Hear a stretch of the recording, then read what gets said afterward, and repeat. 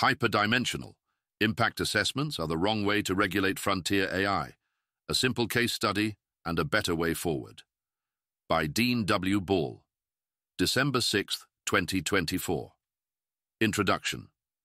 There is a large and growing probability that America will stumble into one of the worst AI regulatory framework among the options that have been advanced. I'm not talking about something resembling SB 1047, the vetoed California bill about which I and others spilled countless gallons of ink in recent months.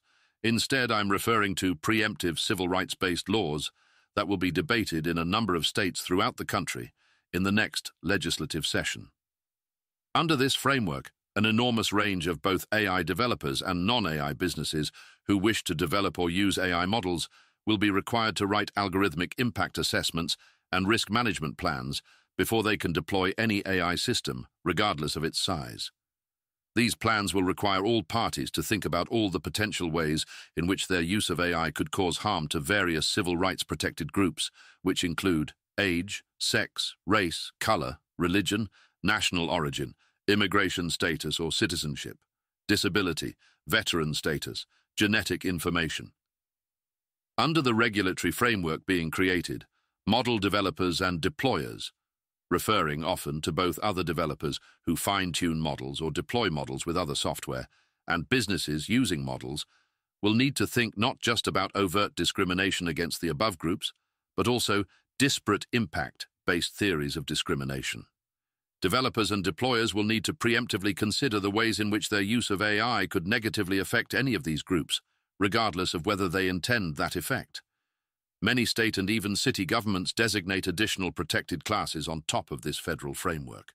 This is more like the European Union's AI Act than it is different, and if it becomes the US AI regulatory approach, it will happen regardless of the fact that Donald Trump was elected president.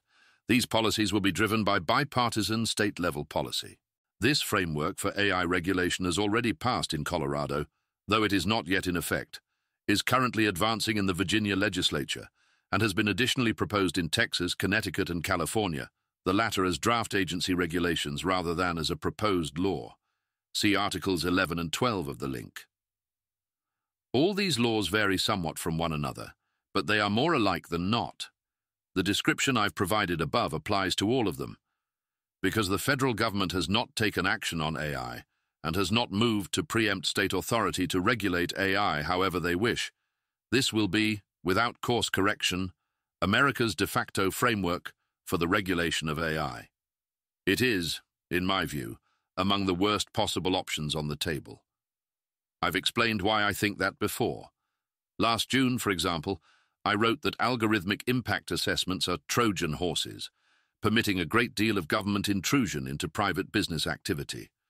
I stand by that today, but I also want to lay out something more specific.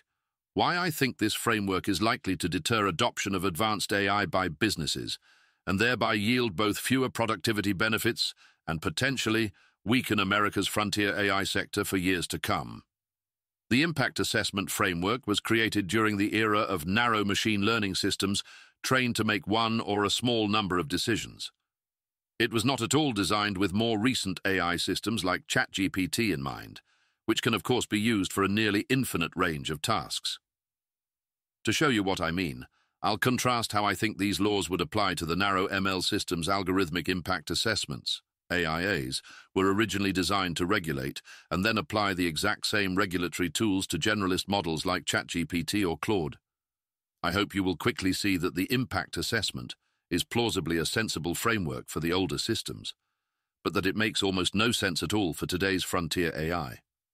Fortunately, the analysis will conclude with some recommendations for how to improve these bills. For the detail-oriented, when I take quotes from legislation, the bill I'm using as an example is Colorado's SB 205, which is the only version of this bill that has passed, though it is worth noting that it does not go into effect until 2026. The Steelman for AIAs. Before I present the case against AIAs, I'll briefly lay out the case for them. Imagine you are an executive at a bank, and you would like to create a machine learning-based system that predicts the likelihood that a given loan applicant will pay back their loan on time. One logical thing to do would be to train a machine learning model of some kind, probably one that is quite simple compared to a large language model, on your bank's historical data. An obvious problem with doing just this is that there is a good chance that you will have skewed data due to the well-documented legacy of discriminatory attitudes and policies in America. Women, for example, could be denied a loan without a male co-signer until 1974. So perhaps it makes sense to have a policy that encourages the bank to slow down for a moment and double-check its approach. Adopting a machine learning system like this throughout even a modestly sized bank is a significant undertaking in terms of both money and time, so a little bit of extra bureaucracy can't be too much harm. And plus, the bank is already a heavily regulated entity. This logic is the seed of the algorithmic impact assessment as a tool for policy, and while I can debate parts of it, it is by no means wholly unsound. Unfortunately, the dynamics for language models are completely different. Why AIAs are incompatible with frontier AI, a case study. To illustrate this, imagine that it is 2026 and that you live and work in one of the states that has passed the civil rights-based AI policy frameworks I am describing. Let's say you're a dentist. In fact, we'll say you own a small dental practice. These laws affect providers of essential services, which inevitably includes healthcare. So, more likely than not, you are covered by the law in question. You decide it's time to experiment with integrating AI into your business. Specifically, you decide to try out a fancy new model from OpenAI called O3, a plausible, but to be clear, fictional next-generation version of the current O1 model. You tell the model about your dentistry practice and your goal of using AI to create invoices and automate routine paperwork. You give the AI some examples of routine paperwork, as well as a few toy examples of patient records. And you give it some incomplete paperwork, too, to test whether the model really can lighten your administrative load. These particular forms will be especially challenging, you think, because they have some questions that always trip up new human employees. In the first few seconds of its reply, the AI successfully completes the paperwork. Within about 15 seconds, the AI devises a comprehensive new paperwork automation system for your business that could reduce your office's time spent filling out paperwork by 80%. It writes some custom Python scripts that will allow you to easily process paperwork using AI. It creates a user-friendly guide explaining how to implement the scripts, and it creates a plan for how to reconfigure the internal operations of your business to ideally accommodate this new degree of automation. It even writes a set of talking points for how to explain these new changes to employees. Then, over the next 45 seconds or so, the AI proceeds to what it seems to think is the more interesting problem: finding a clever way to infer each customer's future dental needs. To do this, the AI model builds a machine learning model of its own, a statistical model. It looks at the data you collect in your patient records. It consults several dozen academic papers, analyzing what patient characteristics correlate with higher dental spending. It incorporates those lessons into a multi-agent simulation to gain a better understanding of the microeconomics of dental care. It builds a predictive pricing model that, the AI tells you, could increase your revenue by 11–14%. It cross-references relevant state and federal laws on healthcare regulations, making sure that it is complying with them all and writing a comprehensive legal brief just in case it's helpful. In under 60 seconds, the AI has written several thousand lines of code and tens of thousands of words, drawn on expert-level understanding of economics, statistics, biology, public policy, software engineering, and law, and proposed major revisions to the way your business works. You are astounded. And you have many questions. How does this machine work? Is it correct? Did it make any mistakes? Can you trust it? What else can this machine do, and what else can you do with it? What can your competitors do with this mysterious machine, and how quickly will they do it? And then another question enters your mind. Could the jaw-dropping work you have just seen this AI model do, if implemented, have a material, legal, or similarly significant effect on the provision or denial to any consumer of, or the cost or terms of, your dental services for any protected demographic group, even if you intend no discrimination? The AI has just reimagined fundamental aspects of your business. It would be hard to argue that the answer to this question is no. Since the answer is probably yes, you will need to write an algorithmic impact assessment and a risk management plan. One obvious option would be for you to ask the model itself to write your compliance documents. Of course, you will then have to consider how much you trust the model to write legal documents for you. You notice that the bottom of the model's response has a disclaimer saying, ChatGPT can make mistakes. Please check important info. You also wonder whether, say, an AI-written risk management plan itself could have a material legal or similarly significant effect on the provision or denial to any consumer of, or the cost or terms of your dental services. Because if it could, using AI to write your compliance documents could itself require an algorithmic impact assessment. Regardless of whether you choose to use AI for your compliance documents, the first question, among many, you'll have to consider is the purpose, intended use cases, and deployment context of and benefits afforded by this model. But there's an obvious problem. You have very little idea what this system can do. You don't know how much you trust it.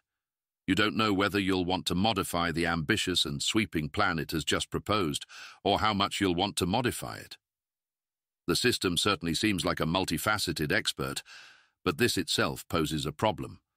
How, precisely, does a non-expert assess the work of an expert? It would be nice if you could get some real-world experience using this model in your business, but you face a catch-22. To gain real-world experience with the model, you have to write a report saying how you plan to use the model. Yes, you can update your report to the government at any time, but in addition to requiring more paperwork, you will always have to have a fixed plan for how you wish to use AI. Whereas that makes good sense in the example with the bank from earlier, it makes approximately 0 sense with something as flexible and rapidly changing as a frontier language model. How AIAs for frontier AI could work in practice, and a better way forward. Now, extrapolate this dynamic to hundreds of thousands of covered businesses of all different industries and sizes. What are some reasonably foreseeable consequences of something like this applied to covered businesses with hundreds or even thousands of employees? A few seem apparent: massively centralized AI adoption plans. Given the risks of non-compliance with these laws' broad definitions of algorithmic discrimination, especially to larger firms, adoption of generalist AI will need to be centralized. Management will be able to tolerate very little to no employee or team-level experimentation with AI. Overly risk-averse culture. Obviously, implementing an AI adoption plan under a regulatory regime that forces businesses to focus on all conceivable future harms of their AI use will encourage risk aversion. In addition, though, creating a centralized process within firms will also make it likelier that AI use cases will be reviewed by broad committees of internal stakeholders, all of whom will have their own boutique complaints, job loss fears, biases, and anti-AI sentiments. Committees are, by their nature, likely to add an additional degree of risk aversion on top of the effect imposed by the law itself. Inflexible AI use policies. Once an adoption plan is in place, businesses will be unwilling to change their strategies incrementally. Changes could require new compliance paperwork, and rather than go through the trouble, businesses are likely to err on the side of caution. Instead, they will stick with one AI strategy, quite possibly for longer than they should. Employee surveillance. To ensure that employees do not use AI in ways that could run afoul of the laws or of the firm's own legally mandated compliance plans, employee use of AI, and perhaps even of their computers more broadly, could be surveilled by management more thoroughly. Decreased AI diffusion. As technology diffusion expert Jeffrey Ding has pointed out, centralized plans for adoption of general-purpose technologies tend to hinder the diffusion of those technologies. Diffusion is how societies get the benefits of novel technologies, such as enhanced worker productivity, new downstream inventions, novel business practices, and the like.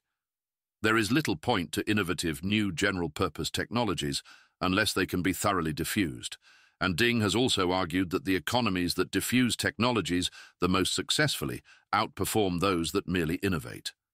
Note that all of these consequences have little to do with the fact that these policies all rely on woke theories of civil rights-based disparate impact. Perhaps you think those theories are good, or perhaps you think they are problematic. Perhaps you disagree with the woke policies, but argue, as the right-of-center and usually anti-woke Texas Public Policy Foundation recently did, confusingly and unpersuasively in my view, that laws like this will ensure human dignity. It is unclear to me what human is dignified by the existence of algorithmic impact assessments for frontier AI, especially given that disparate impact-based theories of civil rights litigation are still permissible regardless of whether this law passes. No matter what position you hold on such issues, this analysis remains relevant. I do not view the current AI policy debate as an extension of culture war or internet policy debates of the last decade. I view it as something distinct. I view it as laying the foundation for a radically different and potentially much better future. And if we want that future to be better, this regulatory approach has, at best, a minor role to play. But this analysis also points the way toward the easiest way to improve these bills. Specifically, the low-hanging fruit for improvement is 1. Completely exempt all generative AI foundation models, like ChatGPT, from the law. Some versions of this law already have gestures at this exemption, but none I have seen achieve the full exemption that is appropriate. 2. Change the definition of algorithmic discrimination to be focused on discriminatory intent rather than disparate impact.